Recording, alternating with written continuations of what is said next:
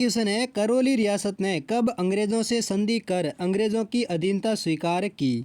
तो इस सवाल का सही जवाब देगा ऑप्शन है सी, यानी 15 नवंबर 1817 में करौली रियासत है जिन्होंने सबसे पहले अंग्रेजों से संधि कर अंग्रेजों की अधीनता को स्वीकार किया था। किस रियासत ने? करौली रियासत ने 15 नवंबर 1817 में। जबकि सबसे अंत में अंग्रेजों से संधि करने वाली रियासत कौन सी थी? वो थी सिरोही रियासत, जिन्होंने सबसे अंत में अंग्रेजों की अधीनता को स्वीकार किया था। और सबसे पहले किसने स्वीकार की थी? करौली रियासत ने 15 नवंबर 1817 को। नेक्स्ट अगला दूसरा क्वेश्चन है, नाथद्वार संप्रदाय के केंद्रीय मठ की स्थापना किस स्थान पर हुई थी? तो इस सवाल का सही जवाब देगा ऑप्शन बी, यानी नाथद्वार संप्रदाय के केंद्रीय मठ की स्थापना है वो जोधपुर के महामंदिर में हुई थी, जिसकी स्थापना महाराजा मान सिंह द्वारा की गई थी। किसके द्वारा? जोधपुर के महाराजा मान सिंह के द्वारा नाथ संप्रदाय केंद्रीय मठ की स्थापना की गई थी। अगला नेक्स्ट तीसरा क्वेश्चन है, राजस्थान सरकार द्वारा प्रदेश में प्रत्येक वर्ग के लिए न्यूनतम मजदूरी में कितने रुपए की वृद्धि की गई? तो इस सवाल का सही जवाब देगा ऑप्शन सी, यानी फरवरी 2022 में राजस्थान सरकार ने प्रदेश के प्रत्येक वर्ग के लिए न्यूनतम जो मजदूरी दर हैं उसमें 7 रुपये की बढ़ोतरी की हैं। और ये दरें हैं जो 1 जुलाई 2022 से लागू होगी, यानी प्रत्येक वर्ग के 7 रुपये की वृद्धि मजदूरी में की गई हैं। और किसने की है? राजस्थान सरकार ने। अगला नेक्स्ट चौथा क्वेश्चन है, मेवाड़ प्रजामंडल की स्थापना साल 1938 में किसके द्वारा की गई थी? तो इस सवाल का सही जवाब देगा ऑप्शन ए, यानी मेवाड़ प्रजामंडल की स्थापना है जो साल 1938 में माणिक्य लाल वर्मा द्वारा की गई थी। नेक्स्ट अगला पांचवा क्वेश्चन है, राजस्थान लोक साहित्य में किस देवी देवता का गीत सबसे लंबा है? तो इस सवाल का सही जवाब देगा ऑप्शन बी, यानी जीण माता देवी का सबसे लंबा गीत है। जबकि लोक देवता रामदेव जी का सबसे लंबा गीत है। अगर देवी का पूछे तो जीण माता का, और देवता का पूछे तो रामदेव जी का सबसे लंबा गीत है। जबकि सबसे लंबी फड़ है वो देव नारायण जी की फड़ मानी जाती हैं। अगला नेक्स्ट छठा क्वेश्चन है, सारंगी किस प्रकार का एक वाद्य यंत्र है? तो इस सवाल का सही जवाब देगा ऑप्शन ए, यानी सारंगी है जो एक तत्वाद यंत्र हैं। और तत्वाद यंत्र वो वाद्य यंत्र होता है जो तारों के द्वारा स्वरों की उत्पत्ति करता है। जैसे सारंगी, एक तारा, रावण हत्था, ये सभी हैं जो तातवाद यंत्र हैं जिसे तारों के द्वारा स्वरों की उत्पत्ति की जाती हैं। अगला नेक्स्ट सातवां क्वेश्चन है, राजस्थान के किस बजट में पर्यटन को उद्योग का दर्जा देने की घोषणा की गई है? तो इस सवाल का सही जवाब देगा ऑप्शन सी, यानी राजस्थान के वर्तमान मुख्यमंत्री अशोक गहलोत द्वारा पेश किए गए राज्य बजट साल 2022-23 में पर्यटन क्षेत्र को बढ़ावा देने के लिए पर्यटन को उद्योग का दर्जा दिया गया है। किस बजट में? 22-23 बजट में।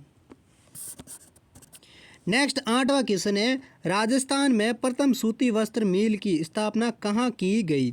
तो इस सवाल का सही जवाब देगा ऑप्शन सी, यानी ब्यावर अजमेर में साल 1899 में राजस्थान में प्रथम सूती वस्त्र मिल की स्थापना की गई थी, जिस मिल का नाम था वस्त्र मिल कृष्ण मिल्स लिमिटेड, जो राजस्थान के ब्यावर अजमेर में स्थापित की गई थी।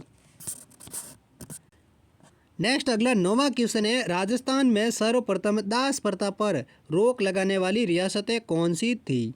तो इस सवाल का सही जवाब देगा ऑप्शन ए, यानी राजस्थान में सर्वप्रथम कोटा और बूंदी रियासतें थी जिन्होंने 1832 ईस्वी में सर्वप्रथम दास प्रथा पर रोक लगाने वाली रियासतें थी। नेक्स्ट अगला 10वां क्वेश्चन है, गणतंत्र दिवस के अवसर पर राजस्थान नागौर जिले के किसे मरणोपरांत सर्वोत्तम जीवन रक्षा पदक से सम्मानित किया गया है? तो इस सवाल का सही जवाब देगा ऑप्शन ए, यानी राजस्थान के नागौर जिले के डीडवाना के रहने वाले देवदत्त राम अवतार गोदारा हैं, जिनको हाल ही में मरणोपरांत सर्वोत्तम जीवन रक्षा पदक से सम्मानित किया गया है। यह पदक हैं जो राजस्थान के राम अवतार गोदारा को राष्ट्रपति रामनाथ कोविंद जी के द्वारा इस पदक को दिया गया था। अगला नेक्स्ट 11वां क्वेश्चन है, ग्रीष्म ऋतु में राजस्थान के किस जिले में सर्वाधिक आंधियां आती हैं?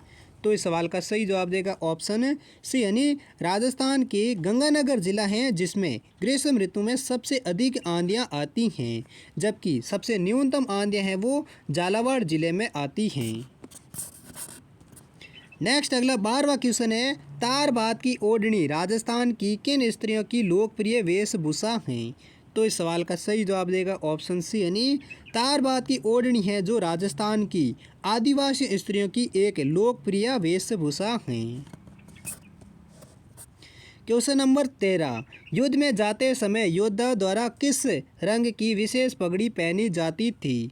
तो इस सवाल का सही जवाब देगा ऑप्शन डी यानी युद्ध में जाते समय योद्धाओं के द्वारा हैं वो केसरिया रंग की विशेष पगड़ी को पहना जाता था। अगला नेक्स्ट 14वां क्वेश्चन है, घूमर नृत्य करते समय कौन से वाद्य यंत्रों की आवश्यकता होती है? तो इस सवाल का सही जवाब देगा ऑप्शन सी यानी घूमर नृत्य को करते समय ढोलक और मंजीरा वाद्य यंत्रों की आवश्यकता होती हैं। और राजस्थान में घूमर नृत्य हैं वो गणगौर के त्योहार पर किया जाता है। कब? गणगौर के त्योहार पर घूमर नृत्य किया जाता है और गणगौर त्योहार है जो राजस्थान का पहला त्योहार भी माना जाता है हिंदू कैलेंडर के अनुसार। नेक्स्ट अगला 15वां क्वेश्चन है, राजस्थान के किस शहर में राजस्थानी भाषा साहित्य कला और संस्कृति का म्यूजियम बनाया जाएगा? तो इस सवाल का सही जवाब देगा ऑप्शन सी यानी राजस्थान के बीकानेर शहर में राजस्थानी भाषा साहित्य कला और संस्कृति का एक बड़ा म्यूजियम बनाया जाएगा। अगला नेक्स्ट 16वां क्वेश्चन है, अकबर के नवरत्नों में से राजस्थान के कौन से कवि थे? तो दोस्तों इस सवाल का सही जवाब कौन सा है वो आप कमेंट सेक्शन में लिखकर ज़रूर बताइए। ऑप्शन है कवि कलावत, अबुल फजल, बदायूनी या इनमें से कोई नहीं। कौन सा ऑप्शन सही है वो आप कमेंट सेक्शन में लिखकर ज़रूर बताइए। अगला नेक्स्ट 17वां क्वेश्चन है, राजस्थान का सबसे प्राचीन पशु मेला कौन सा है? तो इस सवाल का सही जवाब देगा ऑप्शन बी यानी मल्लिनाथ जी का पशु मेला है जो राजस्थान का सबसे प्राचीन पशु मेला माना जाता है। और मल्लिनाथ जी का मेला है वो तिलवाड़ा बाड़मेर जिले में भरा जाता है। कहाँ पर? तिलवाड़ा बाड़मेर जिले में मल्लिनाथ जी का पशु मेला भरा जाता है जो राजस्थान का सबसे प्राचीन पशु मेला माना जाता है। और राजस्थान के सबसे अधिक पशु मेला हैं वो नागौर जिले में भरे जाते हैं। नेक्स्ट अगला 18वां क्वेश्चन है, ना सावन सुरंगो ना भादो हरियो नामक कहावत से क्या तात्पर्य है? तो इस सवाल का सही जवाब देगा ऑप्शन ए यानी सदैव एक समान रहना, जिसका ना सावन सुरंगो ना भादो हरियो नामक कहावत का अर्थ है क्या है? सदैव एक समान रहना। नेक्स्ट अगला 19वां क्वेश्चन है, वर्तमान में राजस्थान के लोकायुक्त किसे नियुक्त किया गया है? तो इस सवाल का सही जवाब देगा ऑप्शन है डी यानी 7 फरवरी 2022 को राजस्थान के लोकायुक्त हैं वो न्यायमूर्ति पीके लोहरा को नियुक्त किया गया है। और राजस्थान लोकायुक्त की स्थापना है वो साल 1973 में की गई थी। कब की गई थी राजस्थान लोकायुक्त की स्थापना? साल 1973 में, जिनका हाल ही में लोकायुक्त किसे नियुक्त किया गया है वो किया गया है पीके लोहरा को। नेक्स्ट अगला 20वां क्वेश्चन है, राजस्थान के किस जिले में भांकड़ा नागल बांध से सबसे अधिक सिंचाई होती है? तो इस सवाल का सही जवाब देगा ऑप्शन डी यानी राजस्थान के नागौर जिले में भांकड़ा नागल बांध से सबसे अधिक सिंचाई की जाती है। नेक्स्ट अगला 21वां क्वेश्चन है, सोम कमला अंबा सिंचाई परियोजना किस जिले में स्थित है? तो इस सवाल का सही जवाब देगा ऑप्शन ए यानी सोम कमला अंबा सिंचाई परियोजना है वो राजस्थान के डूंगरपुर जिले में स्थित है। अगला नेक्स्ट 22वां क्वेश्चन है, कौन से शहर में 6 मार्च से 8 मार्च तक वार्षिक ऊंट महोत्सव 2022 की मेजबानी की? तो इस सवाल का सही जवाब देगा ऑप्शन है डी यानी राजस्थान के बीकानेर शहर में 6 मार्च से 8 मार्च तक वार्षिक ऊंट महोत्सव 2022 की मेजबानी की गई थी। और दोस्तों आपको बता दें कि हर साल जनवरी माह में बीकानेर में ऊंट महोत्सव को मनाया जाता है, लेकिन साल 2022 में कोरोना के नए वेरिएंट ओमिक्रॉन की वजह से इस साल ऊंट महोत्सव को मार्च महीने में आयोजित किया गया था। कहाँ पर? बीकानेर जिले में, जो 6 मार्च से 8 मार्च तक। नेक्स्ट अगला 23वां क्वेश्चन है, राजस्थान में सिंचित क्षेत्र कुल कृषि भूमि के कितने प्रतिशत हैं? तो इस सवाल का सही जवाब देगा ऑप्शन सी, यानी राजस्थान में सिंचित क्षेत्र कुल कृषि भूमि के क्षेत्र हैं वो 30% हैं। अगला नेक्स्ट 24वां क्वेश्चन है, किस राज्य सरकार ने ऊंट संरक्षण व विकास नीति लागू करने की घोषणा की है?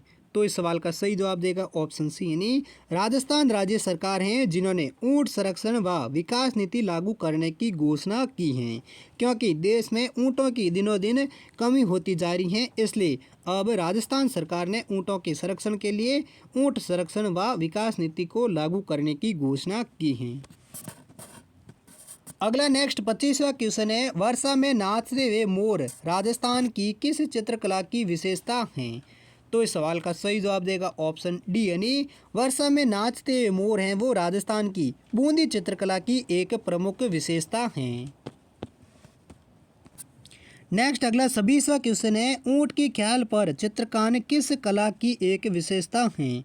तो इस सवाल का सही जवाब देगा ऑप्शन है सी, यानी बीकानेर शैली है जिस पर ऊंट की खाल पर चित्रकारी करने की कला की विशेषता है। अगला नेक्स्ट 26वां क्वेश्चन है, राज्य में सफ़ेद सीमेंट के कारखाने कहाँ स्थित हैं? तो इस सवाल का सही जवाब देगा ऑप्शन डी, यानी ए और बी दोनों, यानी गोटन नागौर में, खारिया खंगार, भोपालगढ़, जोधपुर में भी राजस्थान में सफ़ेद सीमेंट के कारखाने स्थित हैं। कहाँ पर? गोटन नागौर में, खारिया खंगार, भोपालगढ़, जोधपुर में। नेक्स्ट अगला 27वां क्वेश्चन है, निम्न में से कौन सा दुर्ग राजपूत मुगल शैली का सुंदर उदाहरण है? तो इस सवाल का सही जवाब देगा ऑप्शन ए, यानी राजस्थान का नागौर दुर्ग है जो राजपूत मुगल शैली का एक सुंदर उदाहरण है। अगला नेक्स्ट 28वां क्वेश्चन है, किस हाड़ा शासक द्वारा विजयदशमी के दिन कोटा में प्रसिद्ध दशहरा मेला का आयोजन शुरू किया गया? तो इस सवाल का सही जवाब देगा ऑप्शन है बी, यानी राव माधो सिंह है जो हाड़ा शासक है जिन्होंने विजयदशमी के दिन कोटा में प्रसिद्ध दशहरे मेले का आयोजन शुरू किया था। किसने? राव माधो सिंह ने। और राव माधो सिंह है जो कोटा के प्रथम हाड़ा शासक थे जिन्होंने कोटा में प्रसिद्ध दशहरे मेला का आयोजन शुरू किया था। नेक्स्ट अगला 29वां क्वेश्चन है, डूंगरपुर में आस्करण द्वारा निर्मित बेणेश्वर का शिवालय कौन सी नदियों के संगम पर स्थित है? तो इस सवाल का सही जवाब देगा ऑप्शन बी, यानी डूंगरपुर में आस्करण द्वारा निर्मित बेणेश्वर का शिवालय है वो सोम और माही नदियों के संगम पर स्थित हैं। अगला नेक्स्ट 30वां क्वेश्चन है, मेवाड़ का खजुराहो किस मंदिर को कहा जाता है? तो इस सवाल का सही जवाब देगा ऑप्शन ए, यानी अंबिका मंदिर जो उदयपुर में स्थित है जिसे मेवाड़ का खजुराहो कहा जाता है। किस मंदिर को कहा जाता है? अंबिका मंदिर जो उदयपुर जिले में स्थित है। नेक्स्ट अगला 31वां क्वेश्चन है, राजस्थान में सर्वप्रथम दास प्रथा पर रोक लगाने वाली रियासतें कौन सी थी? तो दोस्तों राजस्थान में सर्वप्रथम दास प्रथा पर रोक लगाने वाली रियासतें कौन सी थी? इसका सही जवाब कौन सा है वो आप कमेंट सेक्शन में लिखकर जरूर बताइए। ऑप्शन है कोटा और बूंदी रियासतें, ऑप्शन बी है धौलपुर और भरतपुर रियासतें, ऑप्शन सी है कोटा और झालावाड़ रियासतें, या अलवर और भरतपुर रियासतें। इन चारों में से कौन सा ऑप्शन सही है वो आप कमेंट सेक्शन में लिखकर जरूर बताइए। नेक्स्ट अगला 32वां क्वेश्चन है, तारबात की ओढ़नी राजस्थान की किन स्त्रियों की लोकप्रिय वेशभूषा है? तो इस सवाल का सही जवाब देगा ऑप्शन सी, यानी तारबात की ओढ़नी है जो राजस्थान की आदिवासियों स्त्रियों की एक लोकप्रिय वेशभूषा है। अगला नेक्स्ट 33वां क्वेश्चन है, पृथ्वीराज विजय ग्रंथ की रचना किसने की थी? तो इस सवाल का सही जवाब देगा ऑप्शन डी, यानी पृथ्वीराज विजय ग्रंथ की रचना है जो जयानक द्वारा की गई थी। नेक्स्ट अगला 34वां क्वेश्चन है, आदिवासियों के हरे सोने के नाम से जाने वाला वृक्ष कौन सा है? तो इस सवाल का सही जवाब देगा ऑप्शन है ए, यानी आदिवासियों के हरे सोने के नाम से जाने वाला वृक्ष है वो बांस वृक्ष हैं। नेक्स्ट अगला 35वां क्वेश्चन है, निम्न में से किस वृक्ष प्रजाति के बीजों से तेल की प्राप्ति होती है? तो इस सवाल का सही जवाब देगा ऑप्शन है डी, यानी रतनजोत वृक्ष प्रजाति के बीजों से तेल की प्राप्ति होती है। इसी प्रकार नेक्स्ट 36वां क्वेश्चन है, राज्य में सबसे अधिक आरक्षित वन क्षेत्र वाले जिले कौन से हैं? तो इस सवाल का सही जवाब देगा ऑप्शन बी यानी उदयपुर और चित्तौड़गढ़ जिले हैं जो सबसे अधिक आरक्षित वन क्षेत्र वाले जिले हैं। कौन से? उदयपुर और चित्तौड़गढ़ जिले। नेक्स्ट अगला 37वां क्वेश्चन है, शुष्क वन अनुसंधान केंद्र कहाँ स्थित हैं? तो इस सवाल का सही जवाब देगा ऑप्शन है डी यानी शुष्क वन अनुसंधान संस्थान है वो राजस्थान के जोधपुर जिले में स्थित हैं। अगला नेक्स्ट 38वां क्वेश्चन है, राजस्थान बूंदी के महाराव राम सिंह के दरबारी कवि कौन थे? तो इस सवाल का सही जवाब देगा ऑप्शन बी यानी राजस्थान के बूंदी महाराव के राम सिंह के जो दरबारी कवि हैं वो सूर्यमल मिश्रण थे। नेक्स्ट अगला 39वां क्वेश्चन है, महाराणा कुंभा द्वारा रचित कुछ ऐतिहासिक नाटकों में राजस्थान की किस बोली का प्रयोग हुआ है? तो इस सवाल का सही जवाब देगा ऑप्शन है बी यानी महाराणा कुंभा द्वारा रचित कुछ ऐतिहासिक नाटकों में राजस्थान की मेवाड़ी बोली का प्रयोग हुआ है। किस बोली का प्रयोग हुआ है? मेवाड़ी बोली में राजस्थान के महाराणा कुंभा के द्वारा ऐतिहासिक नाटकों में। नेक्स्ट अगला 40वां क्वेश्चन है, राजस्थान के किस जिले में मरु महोत्सव का आयोजन होता है?